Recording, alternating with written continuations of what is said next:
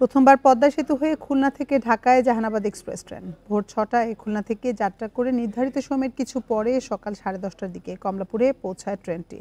পদ্মা সেতু হয়ে নতুন রেলপথ নির্মাণের ফলে ঢাকা খুলনা ট্রেন যাত্রার দ্রুত কমেছে 212 কিলোমিটার। নতুন ট্রেনে ঢাকা থেকে খুলনায় পৌঁছানো যাচ্ছে মাত্র পৌনে 4 ঘন্টায়। নতুন এই রুটে দ্রুত কমায় ভাড়াও কমেছে কর্তৃপক্ষ। দীর্ঘদিনের প্রত্যাশিত নতুন এই রুটে ট্রেন চলাচলে আনন্দিত দক্ষিণাঞ্চলের মানুষ। জাহানাবাদ এক্সপ্রেসে আসন সংখ্যা 768টি এবং বগি রয়েছে 12টি।